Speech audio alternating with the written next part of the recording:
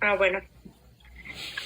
Buenas tardes, compañeros. Nosotros somos el equipo 3, integrados por Arcos González Andrés, Chévez Morales Laura Jimena, García Paredes Frida Adabela, Gómez González Carla Viridiana y Jiménez Maldonado Diana Laura, y nosotros vamos a presentarles el tema de hidrocele y varicocele.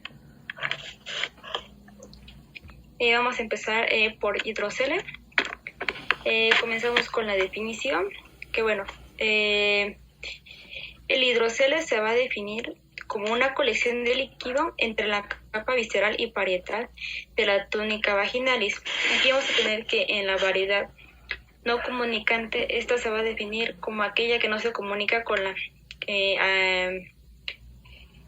cavidad peritoneal debido al cierre de procesos vaginalis, por lo que se mantiene el líquido dentro del escroto. Bueno, en cuanto a la epidemiología, vamos a tener que el hidrocele se va a definir en congénito y adquirido.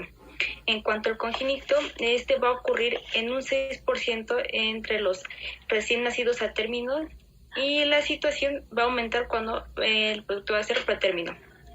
En cuanto al adquirido, va a ser idiopático y aproximadamente el 10% se va a presentar en tumores testiculares, el 20% en torsiones testiculares y pacientes posterior a varicocelectomía va a ser en un 13%.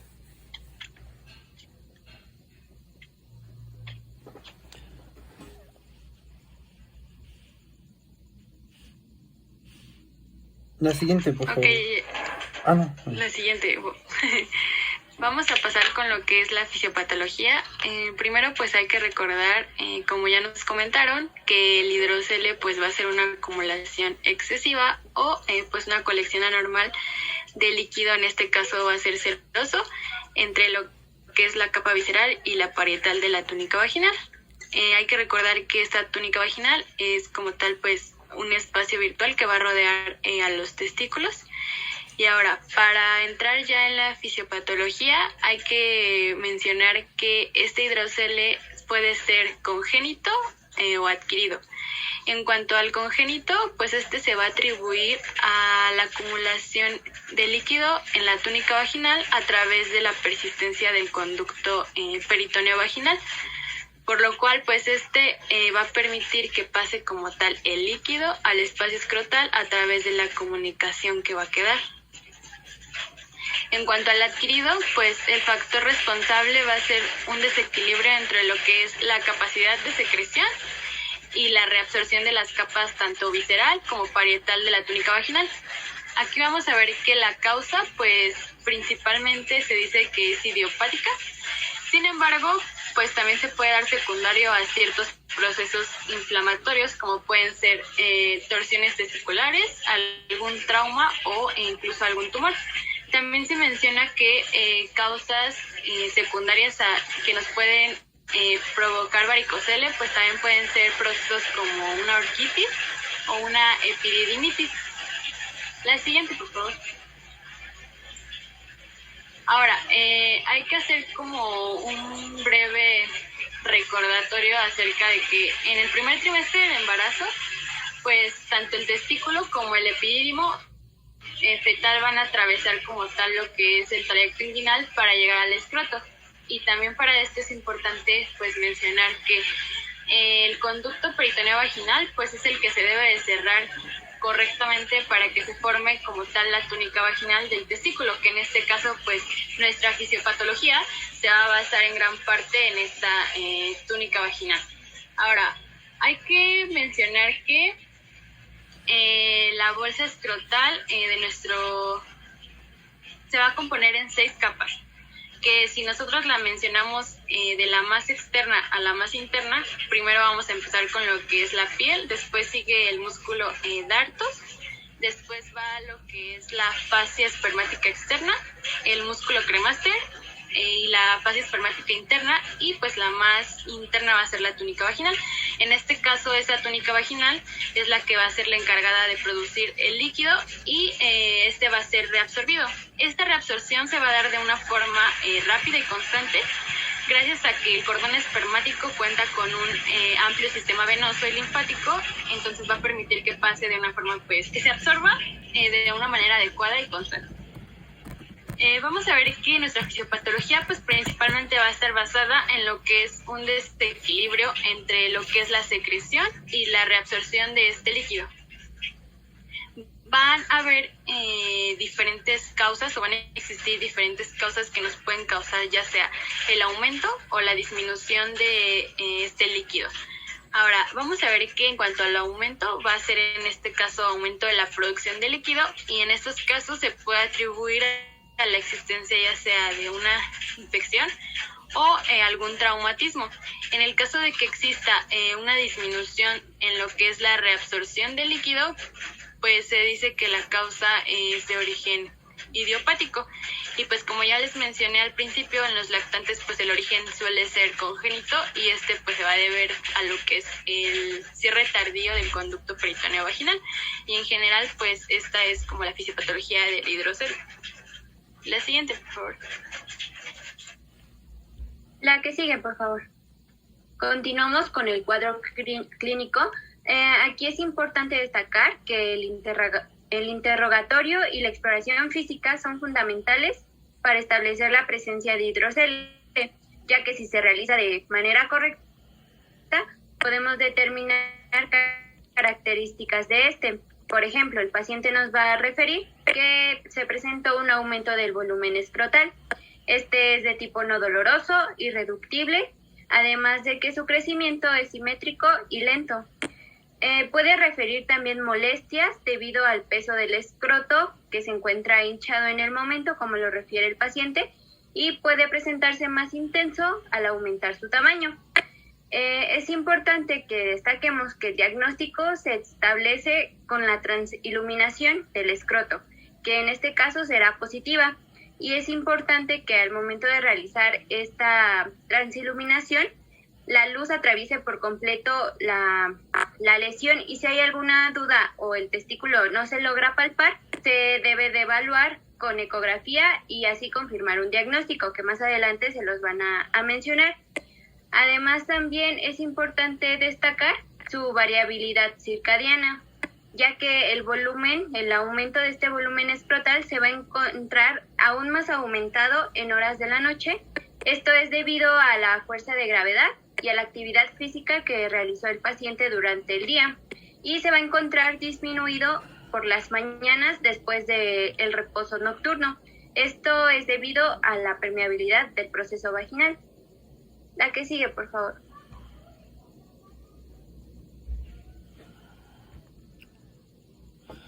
Bien, vamos con el diagnóstico. El diagnóstico es realmente fácil de hacer, entre comillas, ¿no? Porque se hace principalmente a través del interrogatorio y la exploración física. El interrogatorio por los datos que nos dé el paciente y la exploración física por lo que realizamos nosotros. Ya lo dejo a nuestra compañera, si se va a principalmente enfocar en los signos y síntomas, bueno, ¿cómo hacemos el diagnóstico? Con el aumento de volumen, con la característica de ser no doloroso. También pues la molestia que tiene, que tiene el paciente al referir el aumento de volumen y bueno, que predomina en cierto lado. Y bueno, también a través de la prueba de transluminación, ¿no? Entonces, realmente con el cuadro clínico nosotros podemos hacer el diagnóstico de una hidrocele, ¿no? Pero, ¿en qué casos va a estar indicado el estudio de laboratorio y de gabinete? Cuando queramos hacer un descarte diagnóstico, cuando hay imposibilidad de palpar el testículo, o cuando cuando lo querramos confirmar, o cuando hay alguna patología testicular añadida, o del abdomen, añadida a nuestro hidrocele. Por ejemplo, como les coloco ahí en los estudios laboratorios para descarte diagnóstico. O sea, en caso de que dudemos de nuestro presunto hidrocele, podemos descartarlo con las siguientes entidades, como hernia inguinal, tumor testicular, epididimitis u orquitis. Bueno, y orquitis más bien.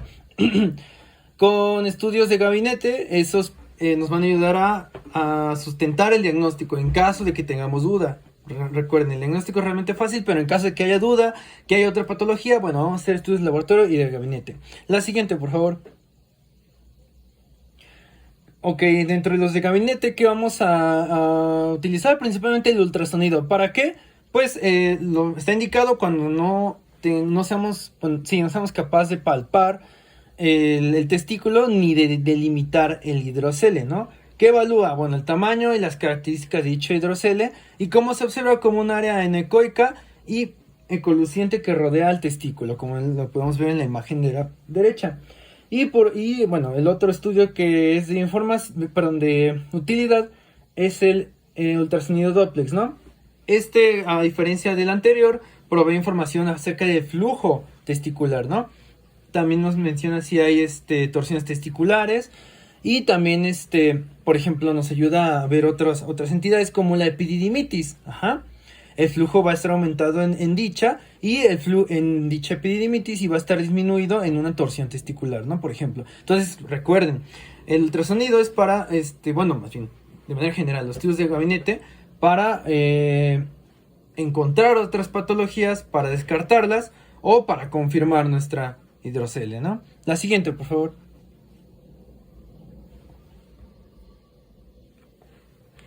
La que sigue, por favor. Ok, ahora, para realizar, bueno, una vez que nosotros tenemos duda diagnóstica de hidrocele, pues una de las patologías con las cuales mayor diagnóstico diferencial en cuanto a porcentaje se realiza son las hernias inguinales y el hematocele, además del varicocele. Pero algo que también es bien importante de descartar siempre que tengamos sospecha son las neoplasias testiculares, sobre todo por el impacto que va a tener en cuanto a la morbilidad y a la mortalidad. Entonces, aquí podemos ver que según sea la clínica, incluso desde la clínica, sobre todo con el tipo de dolor, qué tan persistente es y de qué tan rápida aparición se da, podemos hacer un descarte. Por ejemplo, en el hidrocele, como podemos leer en la tabla que coloqué, pues sí, de las características clínicas más relevantes es el aumento de volumen escrotal, pero algo llamativo es que aquí no, en la mayoría de veces el paciente no cursa con ningún tipo de dolor. Sin embargo, por ejemplo, en el varicocele sí existe un dolor, pero este es intermitente. Entonces, con el sencillo hecho de que haya dolor intermitente, desde la clínica nosotros podemos hacer el diagnóstico diferencial. Y bueno, ahora, algo también importante para poder identificar, pues si nosotros vamos a la exploración física, lo mismo. Podemos encontrar, por ejemplo, aquí la diferencia más grande de varicocele a hidrocele, pues es justamente el aspecto de el signo de bolsas de gusano que tiene el escroto. Entonces, aquí pues descartamos hidrocele y tomamos varicocele como diagnóstico. Y bueno, evidentemente cuando nosotros realizamos un estudio de imagen, pues ya nos referimos al ultrasonido. Aquí podemos ver cómo es que, bueno, podemos hacer el diagnóstico mucho más rápido en caso de diferenciar, por ejemplo, epididimitis, como ya mencionaron, que un hidrocele. Y bueno, mucho más se trata de un Doppler, donde podemos ver ya cómo está funcionando pues la irrigación. La que sigue, por favor. Y bueno, también se realiza diagnóstico diferencial con hematocele. Y bueno, si se dan cuenta, aquí es importante también al momento de los factores de riesgo o desencadenantes, preguntar, por ejemplo, si es que existió algún traumatismo, si es que puede ser secundario a una patología, ya sea de la cavidad abdominal o retroperitoneal. Entonces, eso es también muy relevante. Y bueno, ya en las neoplasias, pues es muy importante porque, como ya les presenté, la mayoría no presentan dolor. Y pues esta es una característica que comparten con el hidrocele. Y bueno, también de las de más alta frecuencia son las hernias. Y aquí podemos ver con la técnica de transiluminación cómo podemos ver, por ejemplo, que el hidrocele sí transilumina. Sin embargo, el varicocele y los tumores, que es donde también tenemos que tener cuidado al momento de realizar el diferencial, es que tiene una apariencia opaca. La que sigue, por favor.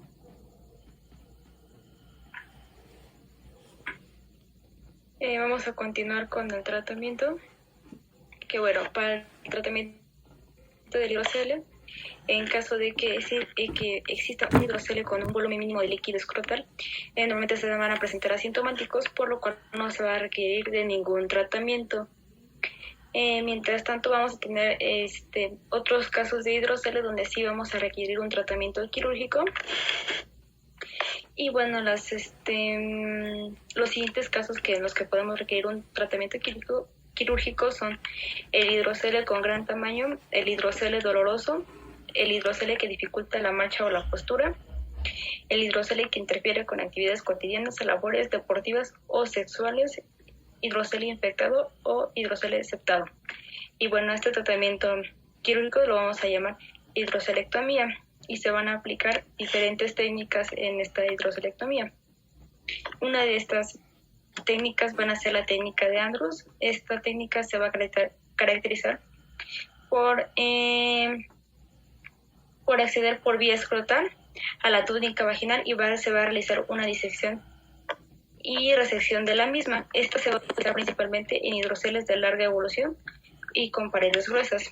En cuanto a la técnica de Lord, esta va a consistir en la apertura del hidrocele. Una vez abierto el saco, los bordes se van a cauterizar o se van a saturar para controlar el sangrado. El testículo se va a exteriorizar y el saco se va a invertir. Se van a colocar de 8 a 12 puntos radiados y este va a ser para hidroceles con sacos delgados.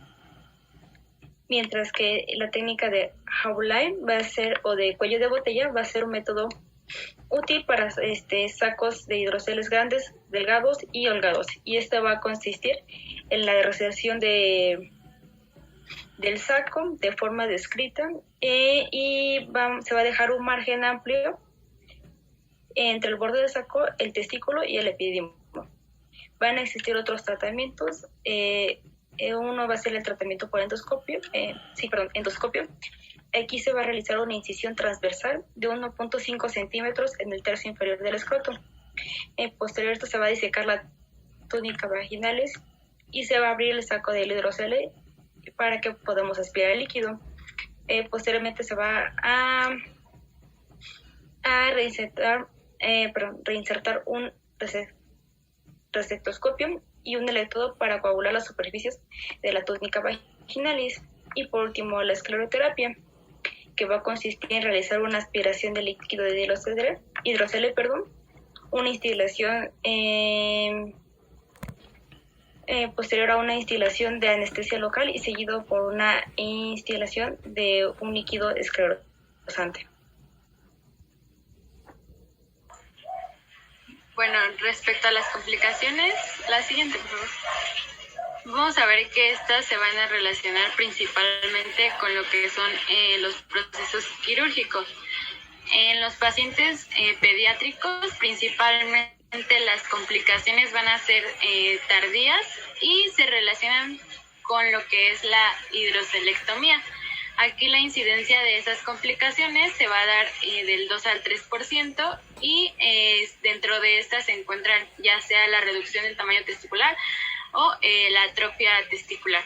También se mencionan algunas complicaciones que se van a dar posterior a que se realice la ligadura del proceso vaginal. Sin embargo, se menciona que estas son raras.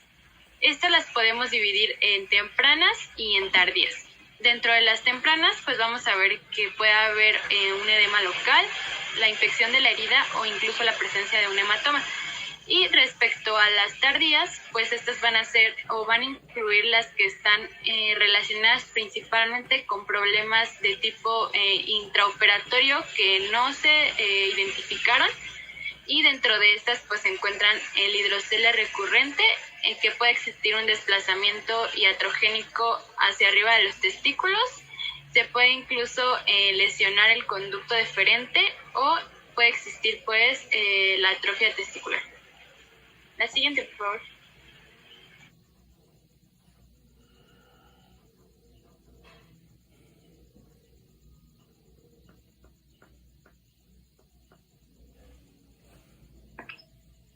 Bueno, el varicocele va a resumirse en que se presenta una tortuosidad o dilatación que va a sobrepasar los niveles normales, entonces ya se va a considerar patológico.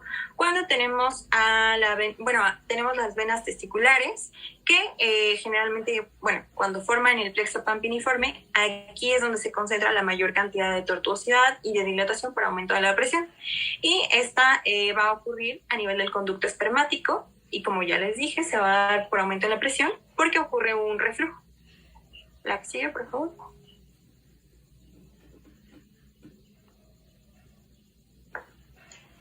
La que sigue, por favor. Ok, ahora vamos a hablar acerca de la epidemiología. Respecto a la incidencia, pues en varios estudios se menciona que esta va a oscilar entre el 4.4% y el 22.6%, con una media del 15%. También es importante mencionar respecto a esta incidencia que en cuanto al varicocele, esta va a ser más frecuente en hombres infértiles respecto con la población general. Esto se dice que de un 40 a un 81%. El varicocele se va a dar o va principalmente a aparecer en los primeros años de la pubertad. Sin embargo, también puede aparecer en lo que es la preadolescencia, y en este caso, si se da en esta etapa, pues no va a haber como tal una resolución espontánea. Respecto a lo que es la prevalencia, pues aquí hay que mencionar que en adolescentes principalmente va a ser de 6 a 8% de los 11 a los 14 años, y en cuanto a la edad de 15 a 19 años, la prevalencia va a ser del 11 al 19%. También es importante mencionar que esta prevalencia va a ir aumentando hasta un 45% en pacientes que consultan por infertilidad primaria, y hasta en un 80% cuando consultan por infertilidad secundaria. Otro dato relevante respecto a la epidemiología es que la prevalencia incluso va a ser mayor en pacientes que tienen familiares con varicocele conocido, principalmente pues familiares de primer grado. Se dice que puede ser principalmente en hermanos. Y otro dato relevante es que el varicocele va a afectar a lo que es el lado izquierdo en mayor parte, y con un 87%. También puede ser bilateral con un 7%, y por último pues puede afectar a lo que es el lado derecho en un 3%. Sin embargo, pues ya sea que afecte al lado izquierdo, al lado derecho, o sea bilateral, pues vamos a ver que la fertilidad se va a ver afectada pues en ambos testículos. Por último, hay que mencionar que la OMS en un 25.4% de los hombres con un seminograma anormal, recordando que pues un seminograma va a ser una prueba que nos va a ayudar a evaluar la calidad como tal del semen, y pues con esto nosotros podemos evaluar si existe algún tipo de alteración que pueda causar infertilidad masculina. Y también se va a encontrar el varicocele en 11.7% en el caso de que los pacientes tengan un seminograma normal. La siguiente, por favor.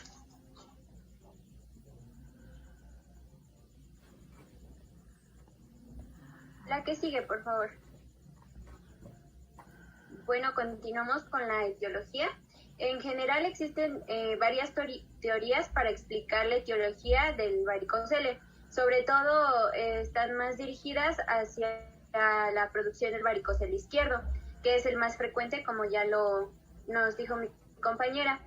Entre estas teorías del varicocele izquierdo se encuentran las que les muestro en pantalla. Una de ellas es la hipertermia gonadal. Recordemos que existe una diferencia de temperatura entre el escroto y el recto. El escroto también recordemos que es un termorregulador. Esta teoría explica que en el varicocele va a descender a 1 grado centígrado debido quizás al efecto de la estasis venosa que se presenta en esta patología. Otra teoría es la hipoxia testicular. Esta se explica ya que también la estasis sanguínea, además del enlentecimiento circulatorio, van a llevar a una esclerosis y al aumento del grosor de las paredes venosas, y por lo tanto se va a presentar un edema intersticial que puede llevar a alteraciones también del intercambio gaseoso. Otra de las teorías es la existencia de condiciones que sean desfavorables para el drenaje de la vena espermática izquierda en la vena renal izquierda. Y también otras es la presencia de debilidad congénita hereditaria, una mayor presión de la vena renal izquierda comparada con la vena cava, la disminución o ausencia congénita de válvulas o insuficiencia de las mismas. Esta es ya que se puede hacer susceptible la vena a los efectos de la presión, cuando sobre todo se menciona si se encuentra en una posición erecta.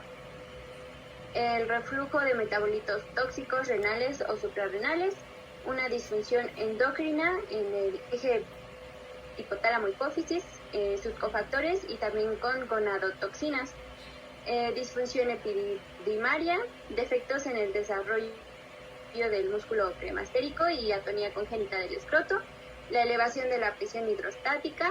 Esto es debido a la mayor longitud de la vena espermática izquierda.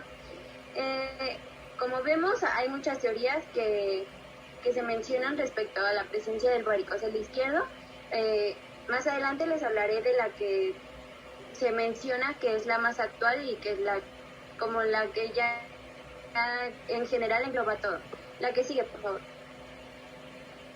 Ahora, respecto al varicocele derecho, hay que recordar que este se manifiesta de manera infrecuente y anatómicamente se va a explicar cuando existen alteraciones congénitas de doble vena espermática derecha que desembocan en la vena renal derecha, o también cuando una de las venas espermáticas doble desemboque en la vena renal y la otra en la cava. Su incidencia baja se explica también sobre todo porque el sistema valvular de la espermática derecha es mejor que el de la izquierda, además de que su longitud es menor porque esta va a terminar oblicuamente en la vena cava, como lo podemos observar en la imagen. Ahora, si existe un varicocele bilateral, esta se explica porque puede ser causado por la asociación de un varicocele derecho que se encuentre sintomático o por un drenaje que se encuentre anormal de manera del lado derecho.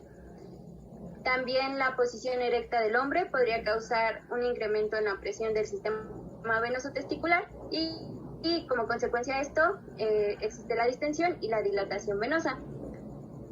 La que sigue, por favor.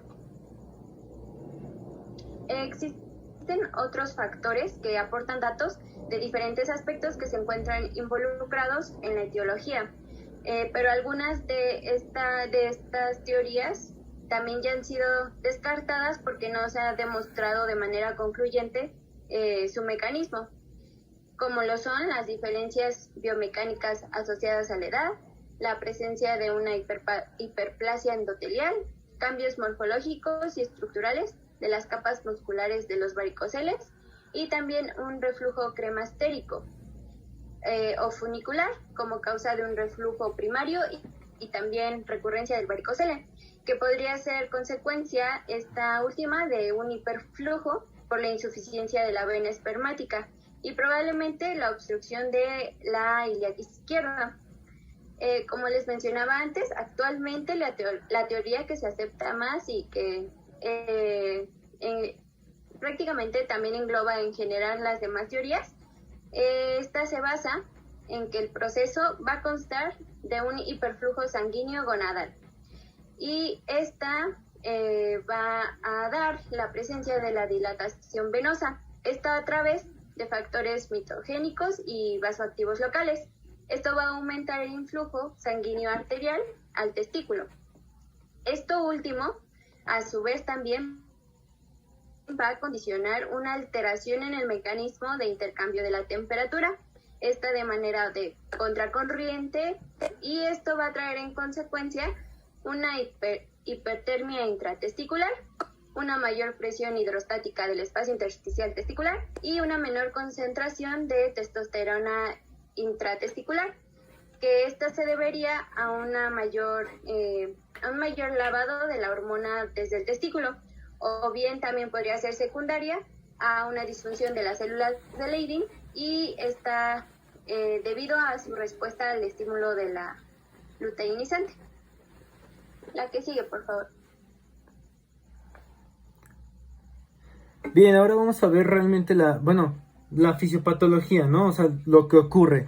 Como lo mencionó mi compañera, pues sí, no hay muchas teorías y así el mecanismo exacto y preciso por el cual se genera un varicocele, pues no está del todo definido, ¿no? Sea una u otra teoría, pues ¿qué ocurre? ¿No? Hay varias circunstancias que creo que ocurren en común. Y bueno, primero es algo muy similar, no igual, pero muy similar a lo que pasa en los pacientes con insuficiencia venosa periférica. ¿Qué pasa? Aumento de la presión del flujo en las venas espermáticas, debilidad de las paredes e incluso insuficiencia valvular, ¿no? Es lo que pasa más comúnmente, pero recordemos, no se sabe exactamente el mecanismo. Eso es importante. Lo que pasa comúnmente a esto es lo que les acabo de mencionar: insuficiencia valvular, aumento de la presión en el flujo en estas venas y debilidad en las paredes. ¿Qué condicionan todos estos factores? Las teorías que les comentó mi compañera, la insuficiencia valvular y las distintas hipótesis que hay con respecto a esto, es flujo retrógrado en las venas. El flujo retrógrado que condiciona, bueno, pues acumulación de líquido, aumento de la presión hidrostática, como lo estaba diciendo mi compañera, y por ende distensión, ¿no? Distensión de las venas espermáticas y por tanto aparición manifiesta del varicocele. Ajá. Y como lo mencionó mi compañera Carla en la epidemiología y mi compañera Diana, es mucho más común en el lado izquierdo, y lo que mencionó mi compañera Diana contribuye en la fuerza de la gravedad por mayor dificultad de la sangre a regresar a los vasos de gran calibre debido a la misma fuerza de gravedad, ¿no? Entonces recordemos, la etiología no se conoce, hay varias teorías y lo que pasa comúnmente es, bueno, en común a todas ellas es este reflujo sanguíneo que dilata las venas y genera pues nuestro varicocele, ¿no? La siguiente, por favor. Y como podemos ver en la imagen en la derecha, pues ahí observamos cómo estas venas están distendidas, hay acumulación de sangre y por ende pues comienza a manifestarse, ¿no? En el cuadro clínico. La siguiente, por favor. Ahora, las clínicas, la que sigue, por favor.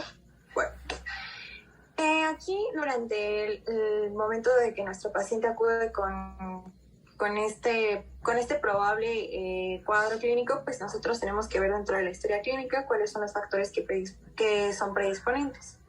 Y nosotros ya sabemos si, por ejemplo, nuestro paciente tiene un hermano o un familiar de primer grado que ha presentado algún problema igual, ha tenido varicocele, pues entonces sospechamos que pudiera ser varicocele.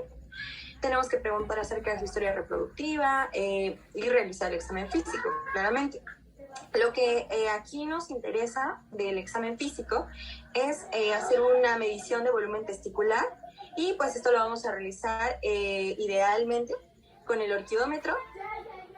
Y pues cuando nosotros nos demos cuenta que nuestro paciente para la edad, porque si nos ponemos a recordar la epidemiología, pues ya sabemos que justamente en la etapa de mayor prevalencia o de mayor pico de incidencia en el varicocele, perdón, es justamente cuando nuestro paciente se encuentra en la etapa de la pubertad. Entonces, pues tenemos que evaluar que según la edad que presente nuestro paciente, tenga un desarrollo testicular correcto y que haya, en este caso, nosotros esperamos encontrar un aumento del testículo afectado. Y bueno, también esperamos evaluar la consistencia. Si la consistencia es mucho más dura, por así decirlo, pues nosotros sospechamos de que exista varicocele.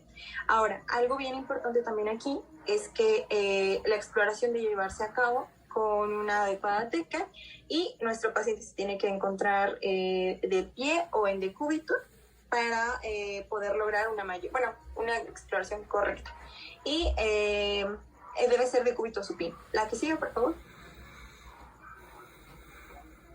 Bueno, y ya sabemos que el paciente típico que va a presentar varicocele es justamente al inicio de la pubertad y cuando inicia su vida reproductiva. Algo también importante es que el varicocele se presenta de manera muy poco frecuente en pacientes menores de 10 años. Entonces, si nos acude un paciente con esta edad, pues básicamente podemos descartar que se trate de esta patología. Y algo también importante es que generalmente, o bueno, una buena parte de los pacientes que tienen varicocele cursan asintomáticos. Y es durante una exploración de rutina que se encuentran, bueno, que se tienen los hallazgos en la exploración física que permiten realizar el diagnóstico. Y esto es bien importante, ya que si es asintomático va a marcar la pauta del tratamiento y se va a diferenciar ya cuando es sintomático. Y bueno, la mayoría y el síntoma más común es que exista dolor testicular. Y bueno, también va a haber una sensación de que existe una masa dentro del testículo y generalmente aumenta, pues sí, de peso y de volumen. Y ahora, bueno, un signo bien característico durante la exploración es que podemos encontrar que independientemente de la sensación de nuestro paciente, teníamos una baja del volumen testicular en el testículo afectado. Y el signo clásico, que es de gusanos en la bolsa escrotal. También se puede encontrar, pero de manera menos frecuente, edema. Y esto pues ya nos va a formar el cuadro clínico pues específico. Y bueno, aquí podemos ver parte de lo que realizaría el diagnóstico diferencial. Como se dan cuenta, es diferente a la anterior patología que vimos. La que sigue, por favor. Y bueno, una vez que nosotros tenemos un paciente que ha presentado estas manifestaciones clínicas y estamos ya buscando clasificarlo dentro de los grados, que como les dije también va a marcar otra de las pautas del tratamiento, pues vamos a utilizar esta clasificación que es de Dubin y Amelar, que se manifiestan clínicamente, nos va a dar 3 grados. El primero de ellos es que se va a tratar de un varicocele pequeño y que es imperceptible, es decir, es subclínico, hasta que se aplica la maniobra de Valsalva. En el grado 2, pues ya va a ser un varicocele mediano y no va a requerir de alguna maniobra de esfuerzo, por así decirlo, para que exista. Entonces va a haber en reposo, ya existe la presencia de este. Y bueno, el último, de grado 3, que es el más severo, pues ya va a ser visible independientemente de la actividad que se encuentre realizando el paciente. Y bueno, aquí se habla de una clasificación subclínica que, como ya nos dimos cuenta, pues no va a dar manifestaciones clínicas a menos que se realice un ultrasonido Doppler. Por ejemplo, si nuestro paciente tiene escroto agudo y no tiene, más bien, si nuestro paciente tiene escroto agudo y se le realiza un ultrasonido Doppler, se puede hacer el hallazgo incidental incluso de un varicocele, que en este caso se clasificaría como subclínico. Y bueno, también es importante que recordemos lo mismo. Dentro de la epidemiología, pues vamos a buscar en el testículo izquierdo la mayor prevalencia. La que sigue, por favor.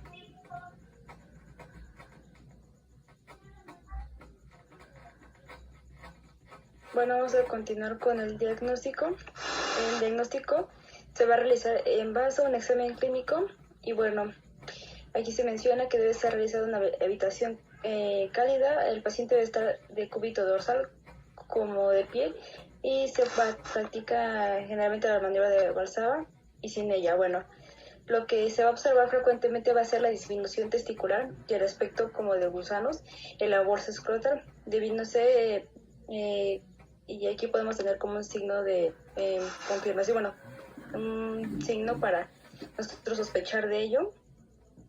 Y bueno, en cuanto a los estudios, bueno, que va a ser el ultrasonido de Doppler a color y en caso de que no tengamos un ultrasonido convencional, también la venografía, que es considerada el estándar de oro. En cuanto al ultrasonido Doppler, va a ser de utilidad para determinar aspectos anatómicos y funcionales en tiempo real para la funcionalidad circulatoria y los reflujos vasculares.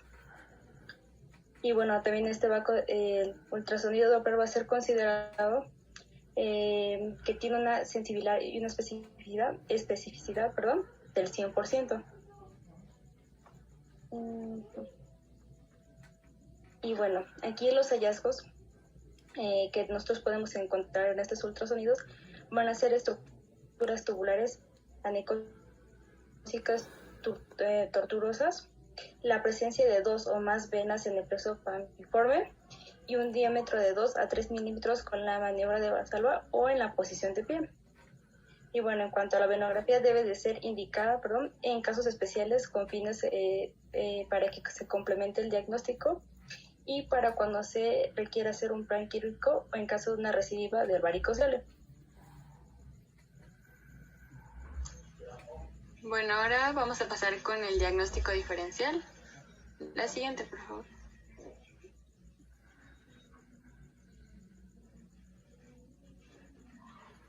Bueno, aquí es importante mencionar que si nosotros realizamos una exploración física correcta, esto nos va a permitir diferenciar este varicocele de algunas otras masas escrotales.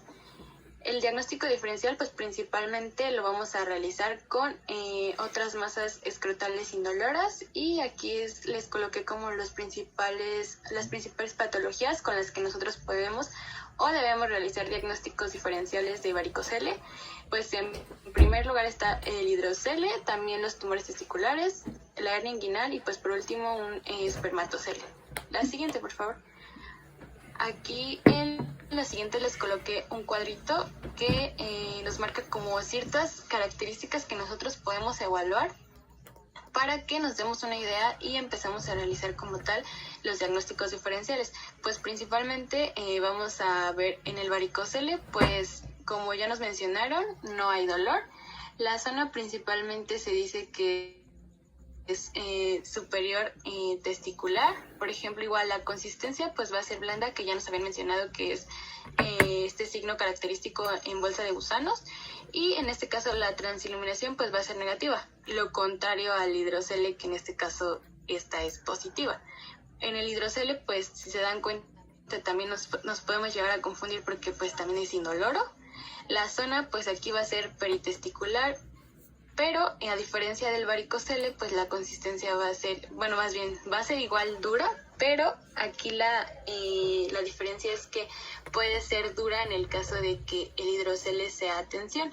Y como ya les había mencionado, pues transiluminación es positiva al contrario del varicocele, ¿no? Algunos signos particulares de los que nos podemos ayudar para diferenciar, igual aquí se mencionan, que en este caso en el varicocele se menciona la maniobra de Valsalva, que en este caso va a ser positiva, y que mejora o disminuye en decúbito. Y en el caso del hidrocele, pues nos mencionan el reflejo cremastérico, que va a ser positivo. Igual se nos mencionan como algunos estudios complementarios de los que nos podemos ayudar para nosotros realizar estos diagnósticos diferenciales, que puede ser, por ejemplo, la ecografía y los marcadores tumorales. En el caso del varicocele, pues la ecografía Doppler confirmatoria es la que nos va a ayudar a hacer este diagnóstico, y en el caso pues de los marcadores tumorales, ni el varicocele ni el hidrocele van a precisar de estos, pero en el hidrocele pues se menciona que la ecografía pues va a ser opcional. Igual ya les había mencionado otras patologías con las que se puede realizar pues como tal el diagnóstico diferencial, pero pues aquí va a estar como el cuadrito por si lo quieren checar con más calma. La siguiente, por favor. Igual aquí hay una tablita en donde se habla del diagnóstico diferencial, y de lo que nos podemos ayudar pues es la transiluminación y la palpación, ¿no? Igual pues el varicocele ya se había mencionado que hay una transiluminación opaca, y en el hidrocele es translúcida. Por ejemplo, en la palpación igual, en el varicocele es lo del saco de gusanos y principalmente va a ser retrotesticular, y en el hidrocele pues el líquido va a estar pues en torno a lo que es el testículo. Y aquí pues igual se mencionan algunas otras patologías y la transiluminación si es que existe o no en cada una de estas, y además la palpación, que es otra que nos podemos ayudar para que nosotros pues hagamos el diagnóstico correcto. La siguiente, por favor. La que sigue, por favor. ¿Vas a decir algo más? Bueno, continuamos con el tratamiento. En general, este va a consistir en la ligadura u oclusión de todas las venas del cordón espermático. Y este se puede realizar de manera por cirugía abierta, laparoscópica o radiológica.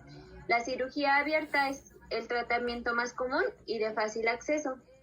Esta intervención no solo va a revertir la detención del crecimiento del testículo, sino también va a mejorar el espermiograma, sobre todo en adolescentes y adultos jóvenes.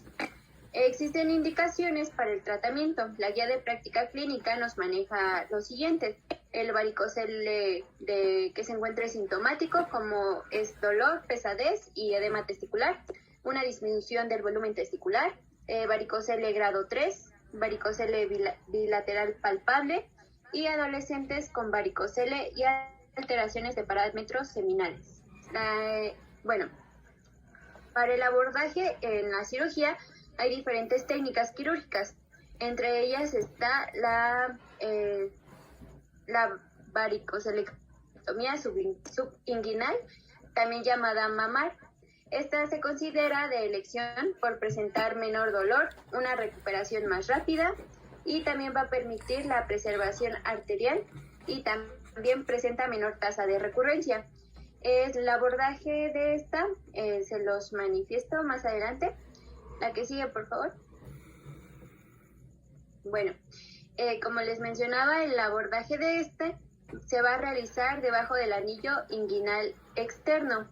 En este se va a encontrar una mayor cantidad de venas. La arteria testicular está con más frecuencia, rodeada por una red de venas más pequeñas que también deben ligarse, y se suele hallar dividida en 2 o 3 ramas. Su tasa de recurrencia es del 0 al 4%. Otra técnica es la inguinal, o también llamada Ivanishevich. Su abordaje es a través de una pequeña incisión sobre el conducto inguinal. Se va a abrir desde el anillo inguinal externo para obtener acceso al cordón justo por debajo del anillo interno. Las venas espermáticas internas se ligan y se seccionan, y el conducto deferente y sus vasos se preservan. Tiene una tasa de recurrencia hasta del 13%. Otro acceso a abordaje es el retroperitoneal, también llamado palomo. Es una ligadura retroperitoneal de la vena espermática interna. Esta se efectúa por una ligadura de los vasos espermáticos, o con una técnica en donde se va a preservar la arteria, pero tiene desventajas como una alta recurrencia, como lo vemos, que es del 14.97 hasta el 29%. Esta sobre todo es si se preserva la arteria, y también existe una desventaja, ya que puede presentarse la formación de un linfocele posoperatorio. Y por último también mencionan la ligadura y la suspensión Bunz. Esta va a abordar los vasos en el conducto inguinal hasta el orificio inguinal profundo.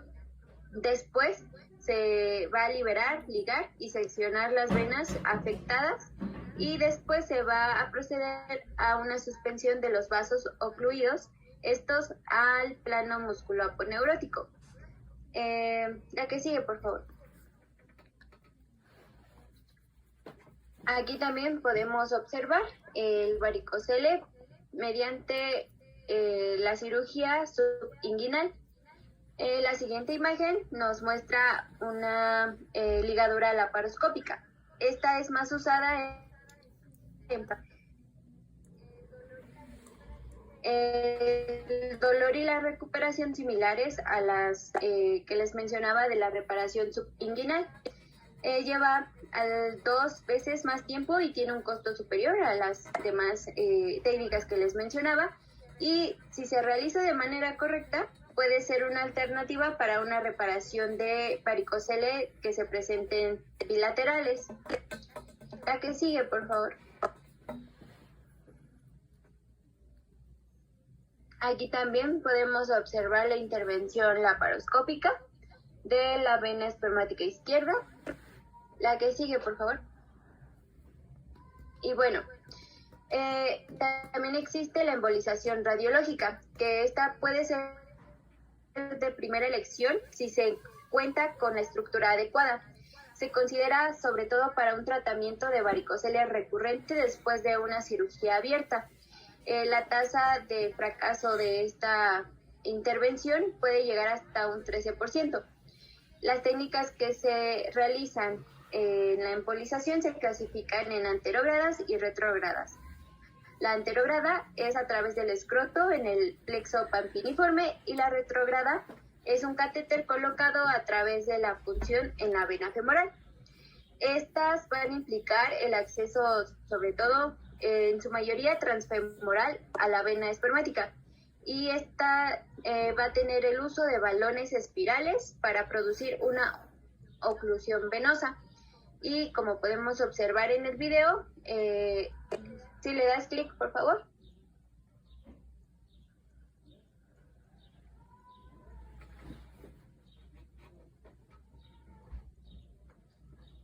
¿Le puedes poner como en el minuto 1?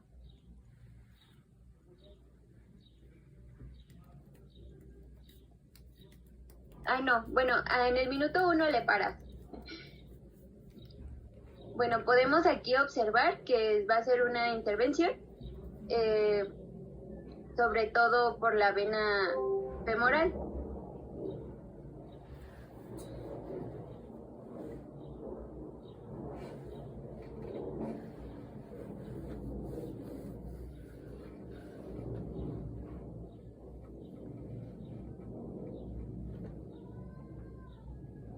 Y es la colocación de los balones espirales, y esto va a producir la oclusión venosa. Listo. La que sigue, por favor. Bien, por último, vamos a las complicaciones que realmente son poquitas, ¿no? La siguiente, por favor. Bien, y nada más son dos y principalmente se generan luego de la intervención quirúrgica, que son precisamente un hidrocele, ¿no? El tema previo que estábamos viendo, y la otra que es la más grave, ¿no? La atrofia testicular, o sea, que después del proceso de intervención quirúrgica, pues la complicación, que el testículo comienza a llenarse de tejido conectivo, específicamente tejido fibroso, y disminuye de tamaño y por ende altere la fertilidad del paciente. Pues dicha complicación es la más grave porque pues interviene con la fertilidad, ¿no? En caso de un paciente en edad fértil y con deseos de reproducirse, ¿no? Entonces, pues nada más son estas dos complicaciones y son específicamente postquirúrgicas. Mucho más grave la atrofia testicular. La siguiente, por favor.